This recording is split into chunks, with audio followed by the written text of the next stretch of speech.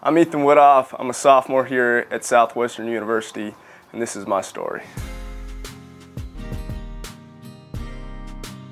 You know, I've been really lucky to be here at Southwestern and to have a lot of incredible opportunities to really go out in my community and engage, and felt really lucky to be able to do that. So I've been involved with a few different organizations here on campus, from Best Buddies, an organization pairing able-bodied Southwestern students with children with disabilities in the Georgetown area. Been involved with the Catalyst, which is a leadership enrichment program. It's been a really neat opportunity to not only develop my own leadership skills, but to be able to go out into our community at our school and help other students be able to develop their own leadership skills. I've had an incredible opportunity during the summer to go back home and do internships with the Denver Urban Renewal Authority at the mayor's office in Denver.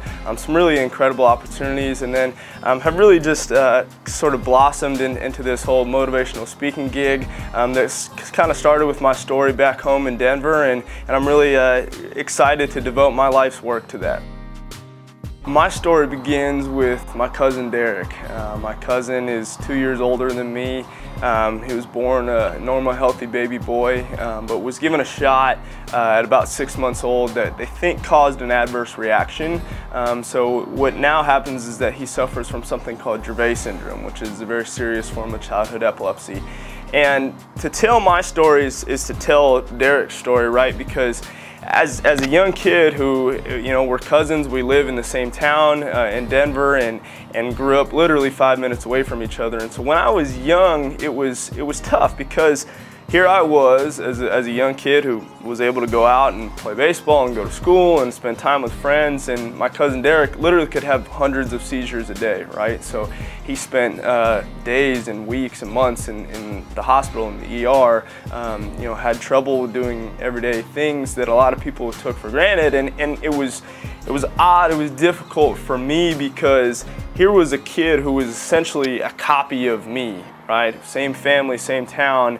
And while I was doing all these things, he wasn't able to do that. And I didn't really know how to feel, right? I didn't know if I should feel bad for him, if I should feel bad for his family.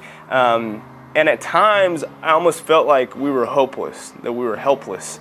And, you know, I hated that feeling. You know, I hated sitting back and just watching him suffer. And so from a young age, I decided that I need to do something to try to help him. I need to go out and try to make a conscious effort to help this guy, because you know, it was, while he suffered from all these things, he was the biggest inspiration in my life to this very day.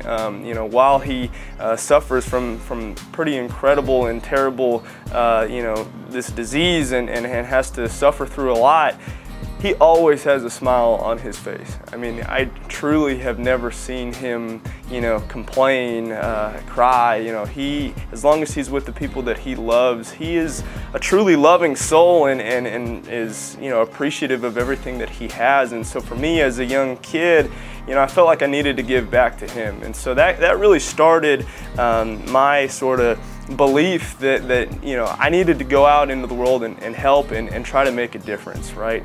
And so when I was 9 years old, I started doing charity birthday parties for my cousin, where instead of having kids bring me birthday presents, I would have them bring donations to the Epilepsy Foundation of Colorado. We ended up doing multiple different events throughout the years. And then when I was in 6th grade, I started this thing called Derek's Dash, which was a 5K fundraiser that we began, that I really wanted to make something big and make something that I felt would create substantial change for my cousin Derek and for kids like him throughout the world.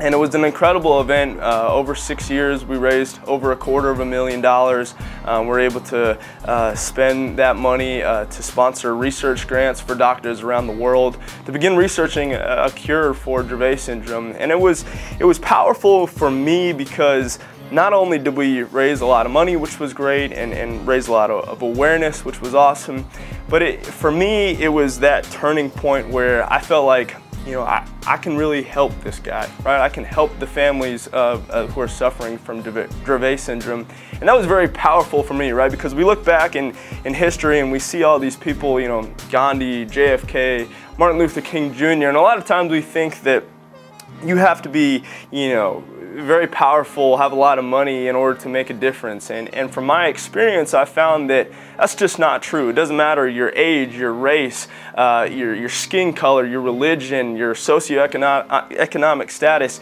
You have the ability to make a change, and that's really what my experience taught me, was that no matter who you are, you have that ability to change the world. And that was really powerful for me. And so it spurred me into what I want to do for the rest of my life. And that's to be able to go out in some way and inspire young kids and young people to feel that power within them, to feel that fire, to be able to go out and spark that flame for change and be able to make the change that they see necessary in this world. And I'm really proud of that.